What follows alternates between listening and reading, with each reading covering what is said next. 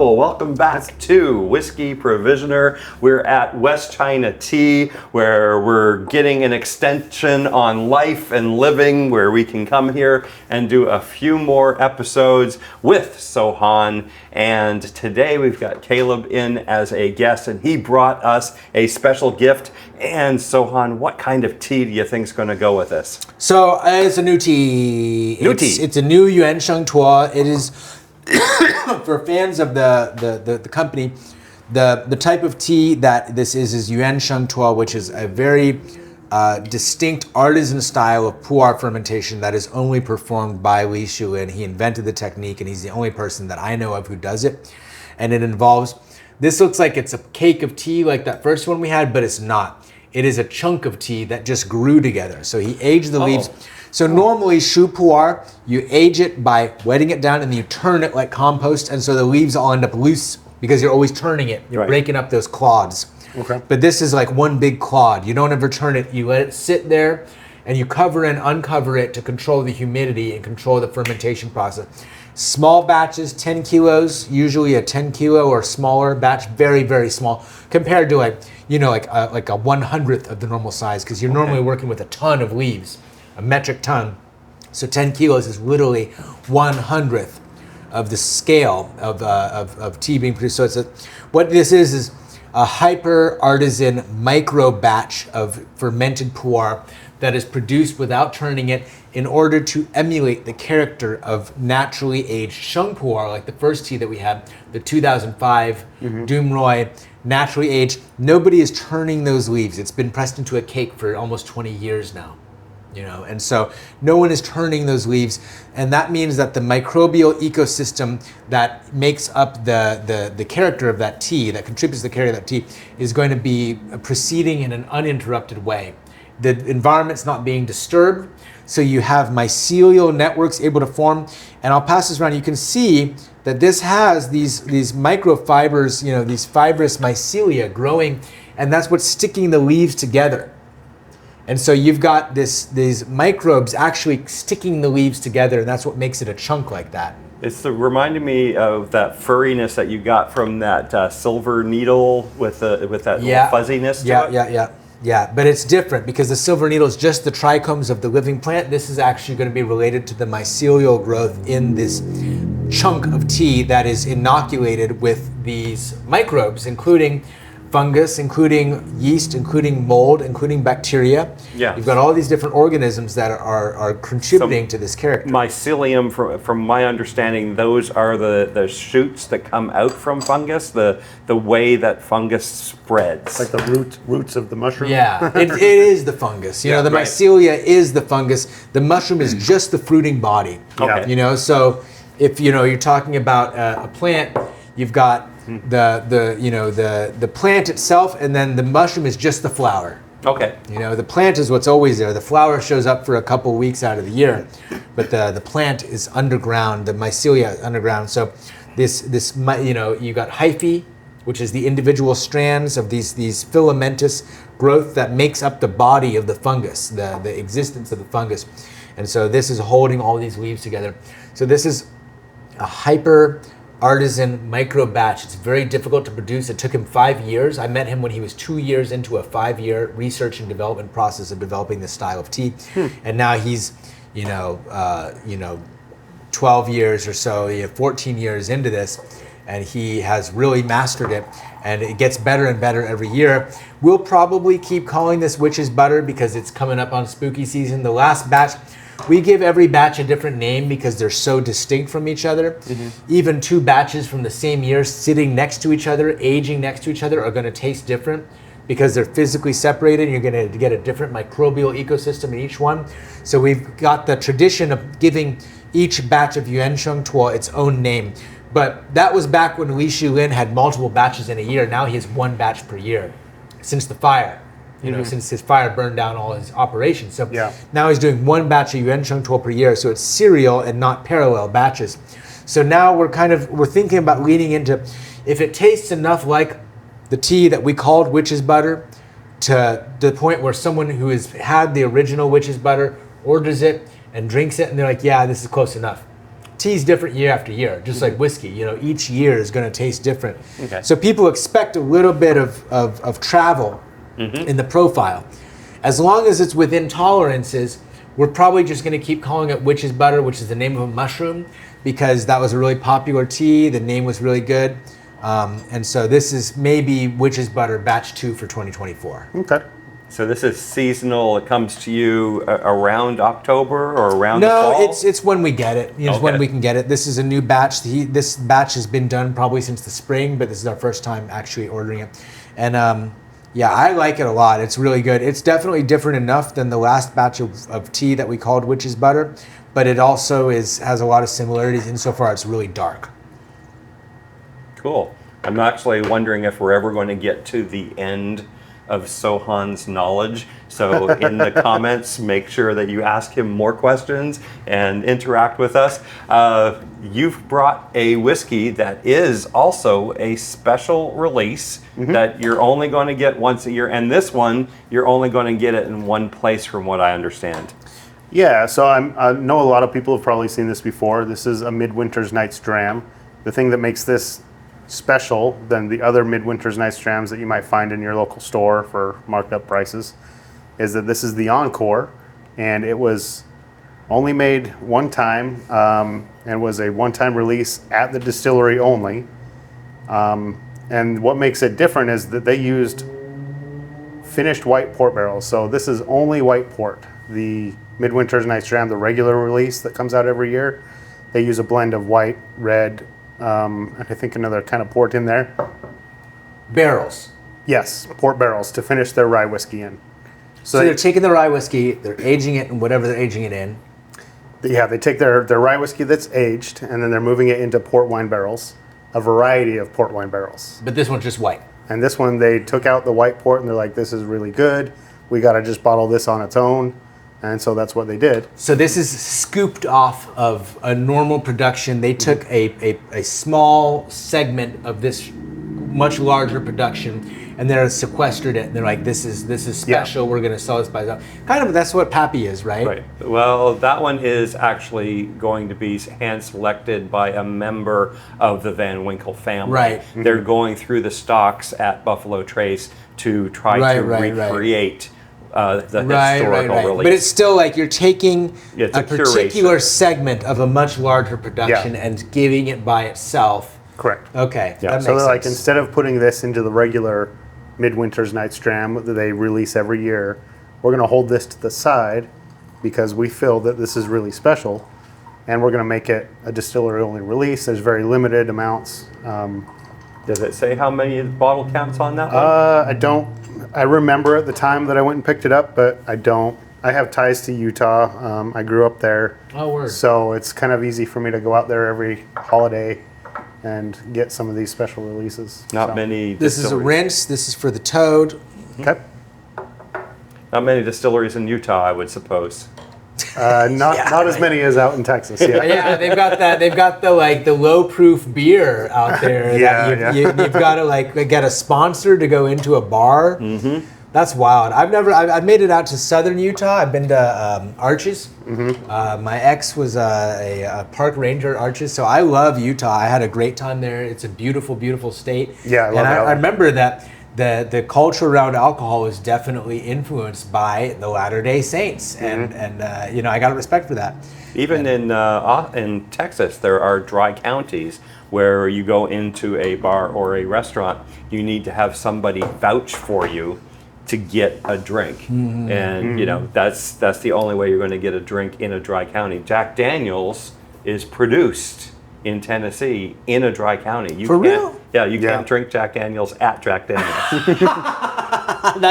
That tickles me. I do remember though, the microbreweries from Utah were banging. I remember some fantastic beers from Utah, and getting them in California. When I lived in California, I was like, wow, this is really good.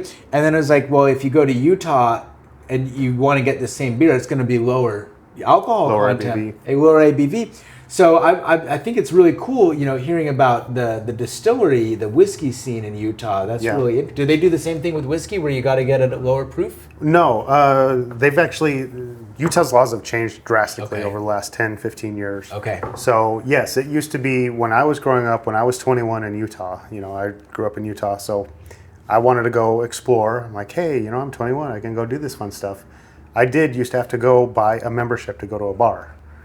But a few years later, like right before I left Utah, they changed that law. All right, you no longer have to buy memberships to go to a bar, which is kind of annoying, And then Budweiser decided they're no longer going to make that lower proof beer for Utah. So they kind of forced their hand because that's the most popular beer. They're Right. getting revenue from taxes on that. Correct. So they kind of forced their hand, be like, okay, well, we can raise the ABV a little bit. But in turn, they also lowered the threshold for, if you're driving.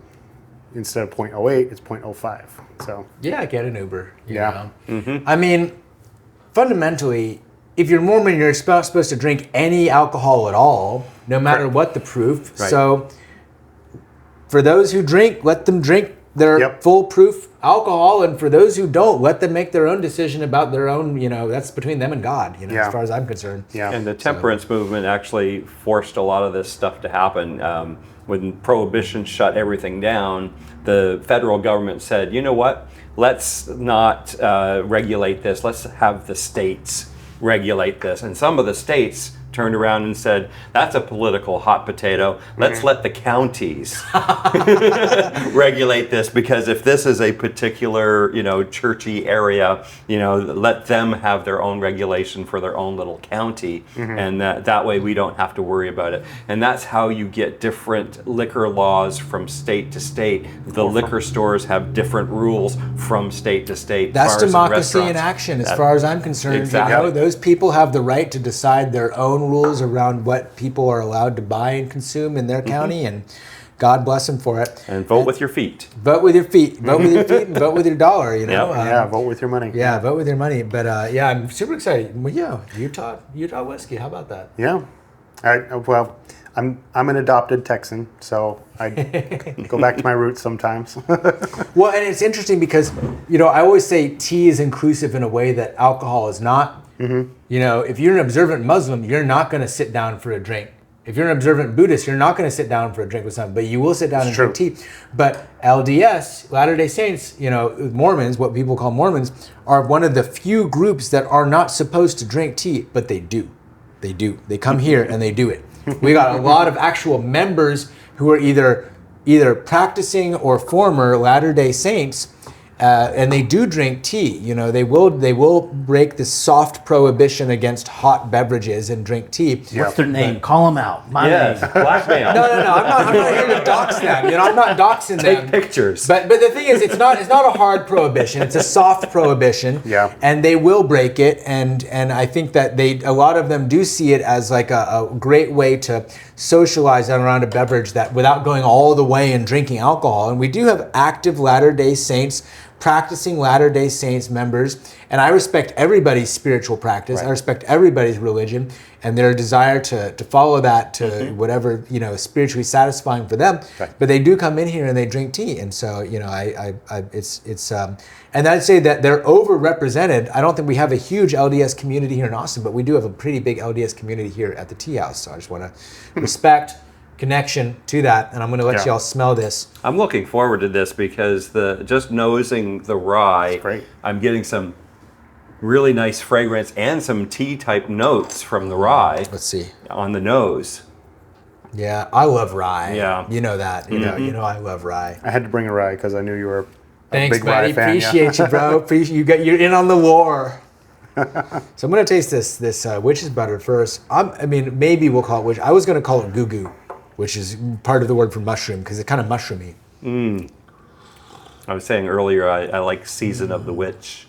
Season of the witch, yeah. It is the season, spooky season.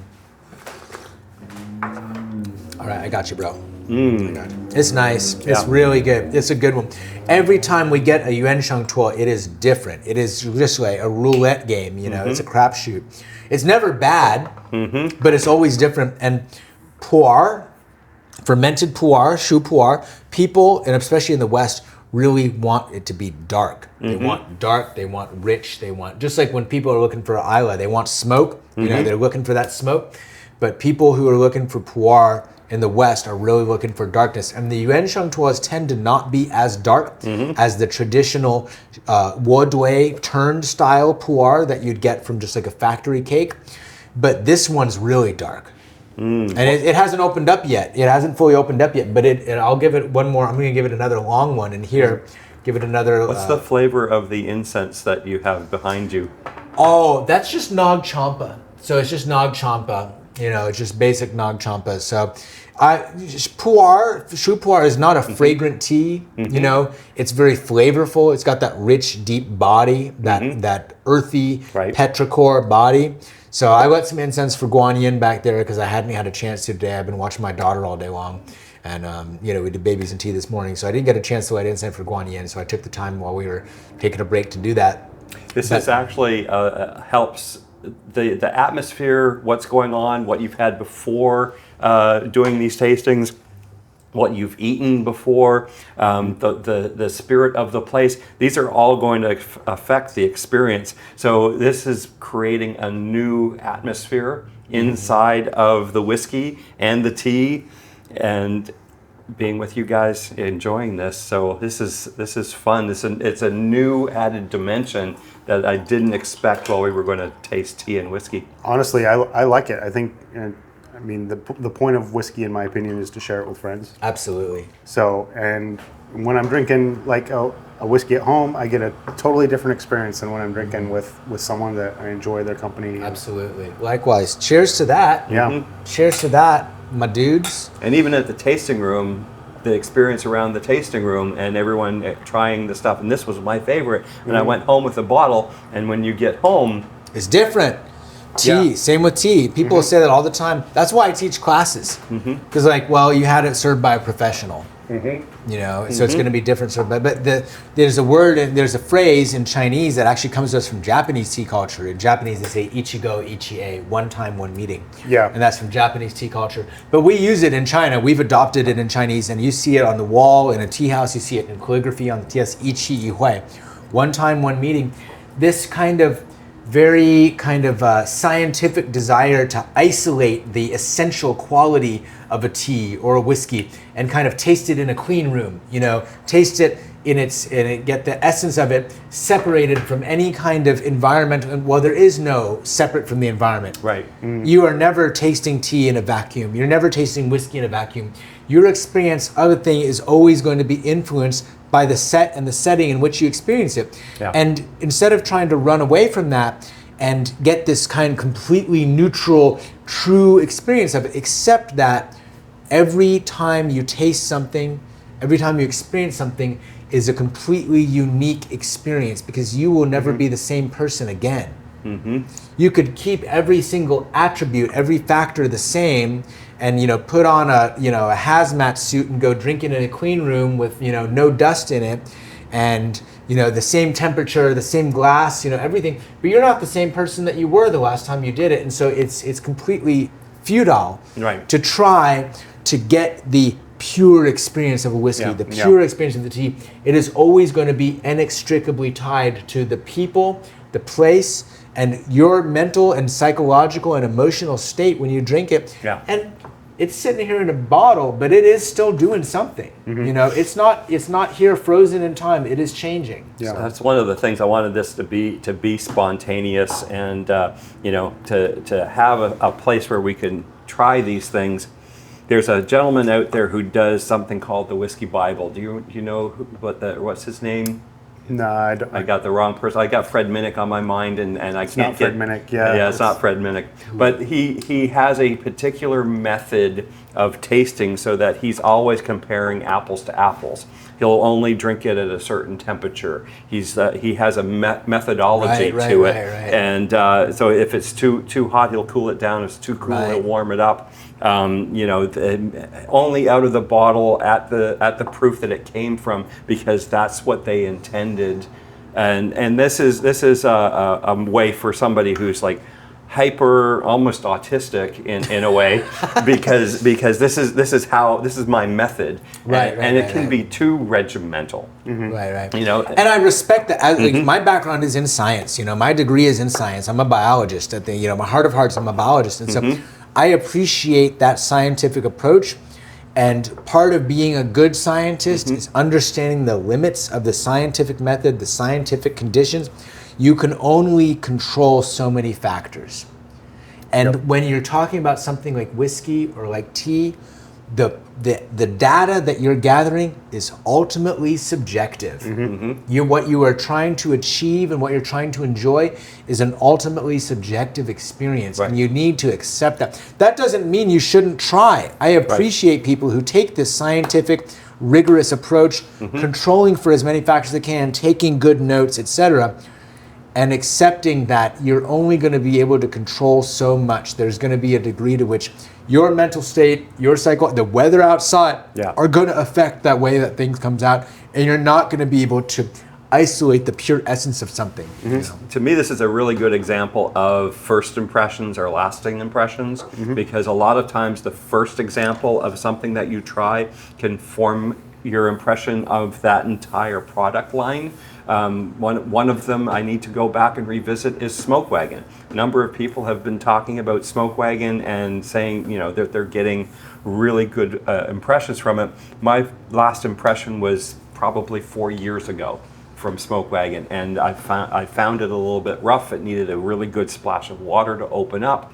My first impression with Midwinter's Dram was to basically make an impression like Douglas Adams.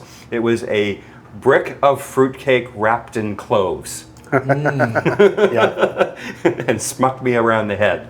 But this is actually has some really nice herbal notes that are really, You know, the tea is bringing out a lot of like the buttery. Yeah. We call it witch's butter for a reason. Yeah, it's got a buttery body. Yeah, it's like complementing that. But sorry, I'm interrupting. that's all right. That's why we have you here. Please interrupt. Please interrupt.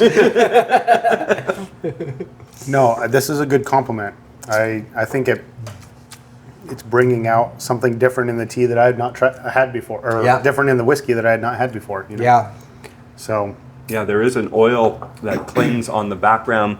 The what is it? It's eucalyptus. It's there are so many green, like it's not dill, it's not anise, It's not menthol. yeah, It's not more anise. eucalyptus. I think Or that's tea tree. Yeah. Tea tree. Yeah, Melaleuca. Tea tree. Not related to tea. Completely unrelated to tea. But it's an Australian plant they call the tea tree. But you can get the Dr. Bronner's, tea tree. Yeah, the tea tree. But yeah, I got to look it up. This is really nice. So apparently this tea, this whiskey has some kind of lore around it already. Because you introduced it, like the audience is probably going to be familiar with it, but I'm not. Okay. So tell me a little bit about Midwinter Night's Dram as like a what is it? What makes it Midwinter Night's Dram? Well, it's inspired by a Midsummer Night Dream. Yeah, Midsummer Night's Dream, Shakespeare, all that. Titania. Yeah. Honestly, I probably need to read the back to know a little bit more about that. But, No shame. But they are inspired by the lore of the whole Shakespearean thing with that. they are released in acts. Yes, they're released in acts and scenes. Classy, demure, So- very demure.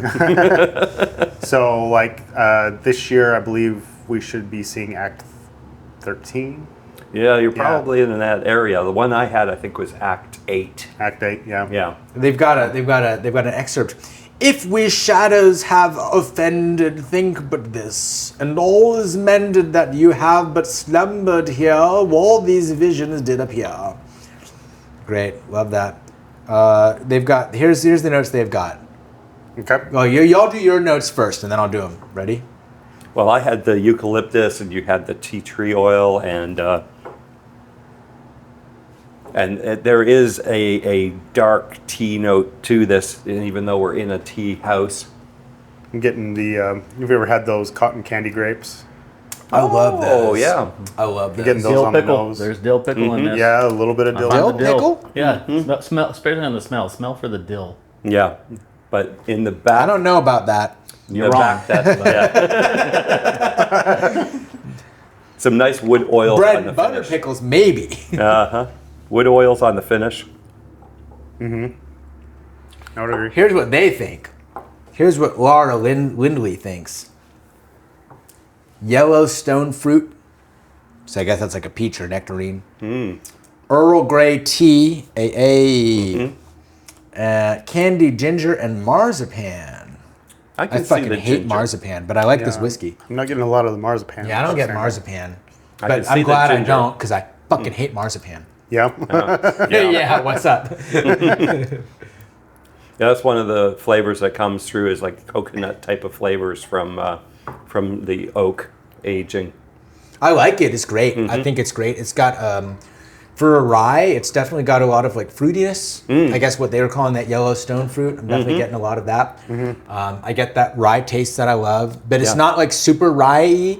I think that someone who thinks they don't like rye could enjoy this whiskey. Yeah. And I think the white port sort of settled the red ports and probably a tawny port. And usually you get more berries, like red berries with red port.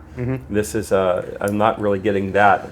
But it does have some fruitiness to it. Well, this is an all white port, so it's all been finished in white port. So barrels. no ruby, Yeah. no tawny. Oh, okay. So all white port. Unlike the regular Midwinter's Night's Dram, this is all white port. And this is apparently a hand-blown glass bottle here. Oh, I love their bottles. Is They're what it looks fantastic. like because there's bubbles in it and Yeah.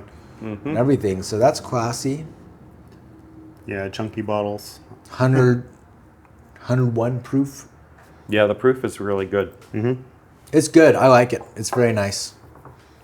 Encore. I think it's very classy. You picked a great tea to go with this too. Yeah, thank you. It just happened to work out. You know, I didn't have necessarily a clear idea, but like I said, I love rye. Rye is very close to my heart, so I knew it was a rye. So, and this is new. This is brand new. We just got this a few days ago. We haven't even inventoried it yet. And I just love this tea. It's been my favorite tea the past couple days. It complements well because you're bringing all the herbs into the tea, and the tea is softening a lot of the. Well, this tea has got a lot of. I was gonna call it goo, which means mushroom, because it's got this mushroomy character, like portobello mushroom, shiitake mushroom, like quality to it that I really enjoy as a fan of mushrooms, but it's not too mushroomy. You know, and so I've been really enjoying this tea a lot lately, and I think that it does. The earthiness is a good counterbalance to the rye and that white oak. Yeah, it brings it down to earth. White port barrel. Wow. I think it's emphasizing like the sweeter notes that I'm getting on this, you know? Absolutely. You get some of that almost coming into like golden syrup.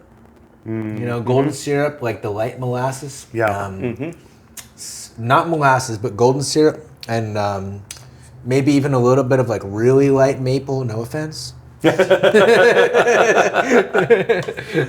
Well, this is a one of a kind type of thing to be bringing in, and this is something that is looked for every year and flies off the shelf when it comes into the liquor store, and it's probably like coming out fairly soon. There's a lot of releases that happen with whiskey in the fall, and especially heading into gift giving season. So a lot of people are looking forward to new things, and a way to find out what's happening in Texas is to follow our friend, the Texas Whiskey Geek here. And Caleb, thank you once again for coming and bringing us fantastic whiskey. So Han, we're going to be here at the tea house, and you've got some fantastic teas. Get online and buy him out of everything he's got so he doesn't have to move it. And Whiskey Provisioner, we're going to be back with a couple more guests the next couple of weeks, and we're looking forward to seeing you. Do you have anything you want to say in closing? No, come to the tea house, 4706 North I-35. Maybe we'll be here through the end of November. We'll find out maybe this week how long we're actually going to be here, you know, until they tear the building down, and then we're going to be at East 7th Street in Chacon, you know, and come there. If you can't make it to this one, come to the next one. We're about to be at the show. Thank you so much, Caleb. This has been such a pleasure. Absolutely. And great experience. really great pairings, and such a pleasure as always, you know, Richard Corey, to be able to come here and enjoy such wonderful things with friends and be able to share it with the world. Cool.